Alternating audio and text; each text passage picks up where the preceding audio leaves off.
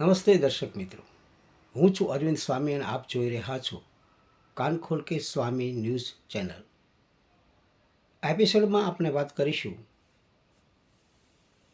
લોક કલાકાર કીર્તિદાન ગઢવી ભેખડે ભરાયા. કીર્તિદાન ગઢવી 7.5 અક્ષરના આ નામમાં અદ્ભુત જાદુ છે, એમાં કોઈ ના નહીં.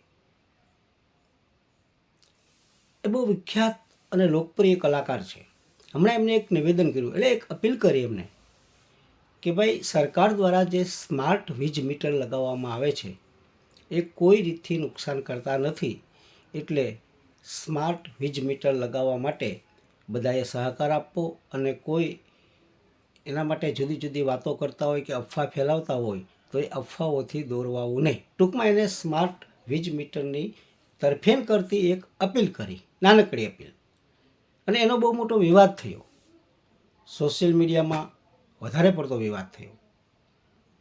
ઘણા બધા લોકોએ અથવા તો ન્યૂઝ ચેનલે એ આવી અપીલ ન કરી શકે, અથવા તો એ સરકારી કલાકાર છે, એ ભાજપના દલાલ છે, એ ભાજપની ચમચાગીરી કરે છે, આવું ઘણું બધું લોકોએ કોમેન્ટ પણ કરી અને વક્તાઓ બોલ્યા પણ ખરા. જેને જે યોગ્ય લાગ્યું એની રીતથી સૌની રીતથી વિશ્લેષણ કર્યું. મારે કીર્તિદાન ગઢવીની આ અપીલ વિશે કહેવું છે કે ભાઈ સ્માર્ટ વીજ મીટર લગાડવા માટેનું એક આખો જે લોકોમાંથી વિરોધ ઊભો થયો છે, ખેડૂતોમાંથી પણ, એ વિરોધ એવો છે કે ભાઈ સ્માર્ટ મીટર લગાવ્યા પછી તમારું બિલ છે એ અનેક ગણું વધી જશે.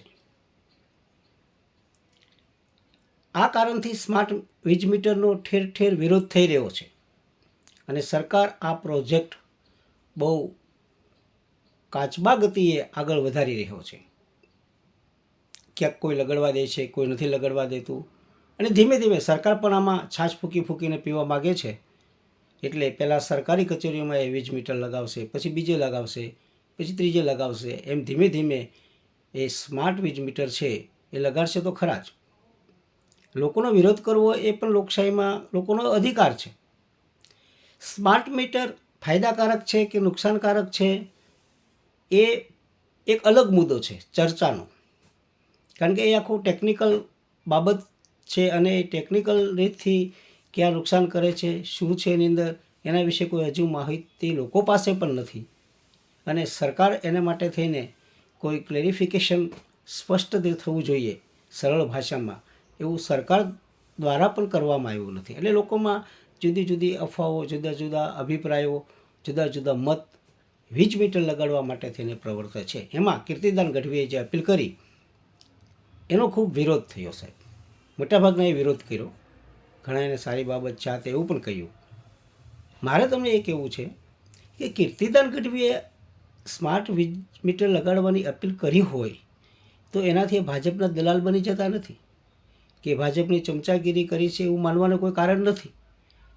કીર્તિદાન ગઢવી કલાકાર પછી છે, પહેલાં એ આ દેશના નાગરિક છે અને લોકશાહી દેશમાં આપણે જીવીએ છીએ, એટલે દરેકને પોતપોતાનો મત આપવાનો, અભિપ્રાય આપવાનો, અપીલ કરવાનો સાહેબ અધિકાર છે. એની કેટલી અસર પડે, એના કેટલા સારા પાસા છે, કેટલા નબળા પાસા છે એ પછીની વાત છે, પરંતુ એને અપીલ કરી એમાં કંઈ ખોટું કર્યું નથી. તમને એ પણ જણાવી દઈએ કે પોલિયોનું આખું અભિયાન જે છે, આજે ભારતમાં પોલિયોનો એક પણ કેસ નથી સાહેબ. અને જ્યારે પોલિયોનું અભિયાન આવે છે, વર્ષમાં 2 વખત 5 વર્ષથી નીચેના વયના બાળકોને પોલિયોના 2 ટીપાં પીવડાવવા માટે, અને એમાંય લોકોમાં એટલી બધી અજ્ઞાનતા હતી કે લોકો એમના બાળકોને પોલિયો પીવડાવતા પણ ન હતા, ઘણા અંધશ્રદ્ધાથી પણ પીવડાવતા ન હતા. અને જો એકને પોલિયો થાય તો પછી બીજાને પણ થાય, એટલા માટે થઈ. અને એટલે પોલિયો ચેપી રોગ નથી, પરંતુ લોકો જો બેદરકાર રહીને પોલિયોના ટીપા ન પીવડાવે તો આ કેસોની સંખ્યા વધતી જાય.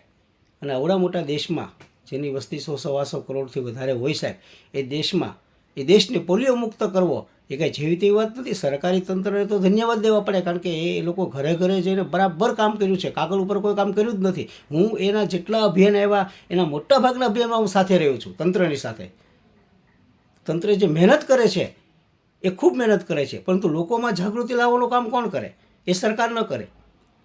એ સંતો કરી શકે, એ કલાકારો કરી શકે, એ સેલિબ્રિટીઓ એ કરી શકે. અને એના કારણથી અમિતાભ બચ્ચને એ વખતે સાહેબ દેશભરમાં જ્યારે પોલિયોનો રાઉન્ડ શરૂ થવાનો હોય ત્યારે ટીવી ઉપર પણ એની ખૂબ જાહેરાત આવતી હતી.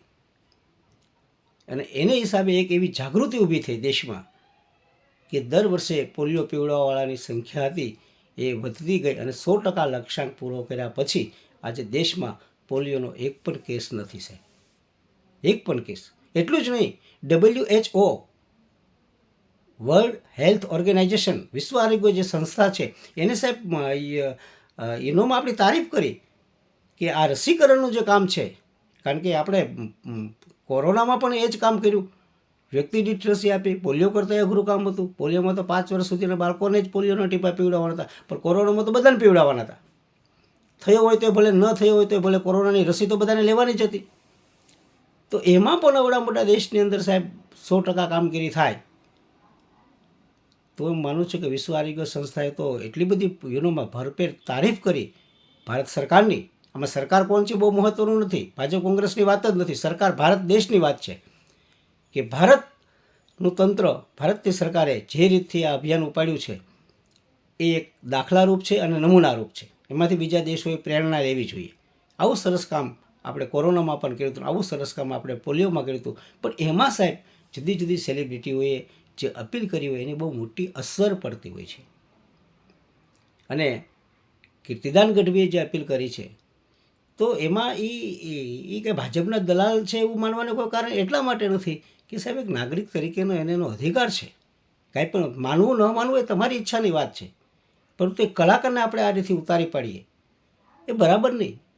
કીર્તિદાન કાંઈ અમારા માસીના દીકરા થતા નથી, હું એમને ઓળખતો નથી, ક્યારેય મળ્યો નથી, મારે એને મળવું પણ નથી, કોઈ જરૂર નથી. પરંતુ સાહેબ કલાકાર એટલે શું? કલાકાર એટલે કલાને જે આકાર આપે ને એનું નામ કલાકાર. અને કળા છે ને એ પાણી જેવી છે, લિક્વિડ, પ્રવાહી છે. એ સતત વહેતી રહે અને તમે એને જે પાત્રમાં નાખો ને એ પાત્રોને આકાર ધારણ કરે. પાણીને આપણે ગ્લાસમાં રાખીએ, પછી લોટામાં મૂકીએ, પછી તપેલીમાં મૂકીએ, પછી મોટા ટીપમાં મૂકીએ, પછી મોટા પીપમાં મૂકીએ, તો એ જેવું વાસણ છે એવું પાણી આકાર ધારણ કરે છે.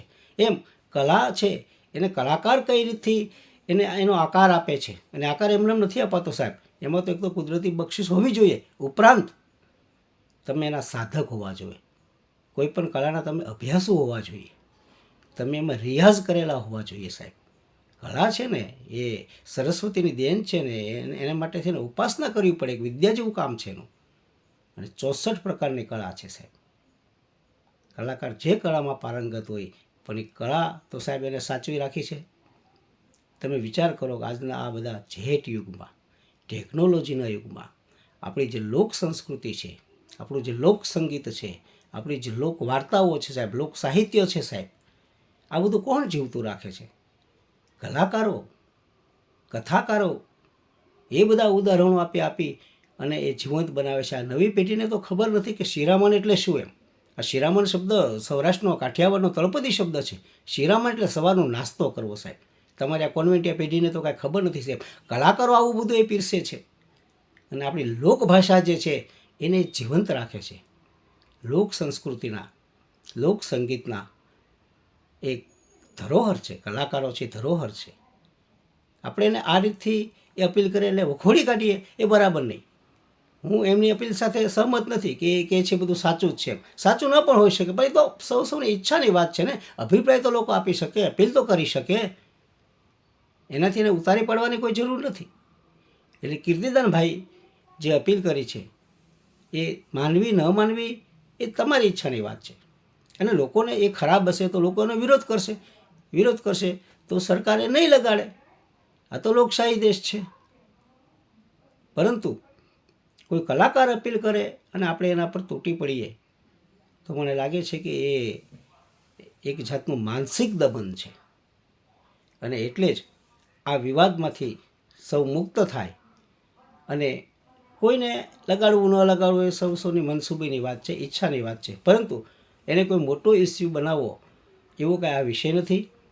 મારો એપિસોડ આપણે ગમ્યો હોય તો લાઈક કરજો, શેર કરજો, સબસ્ક્રાઈબ કરજો અને બેલ આઇકોનનું બટન દબાવજો. અસ્તુ.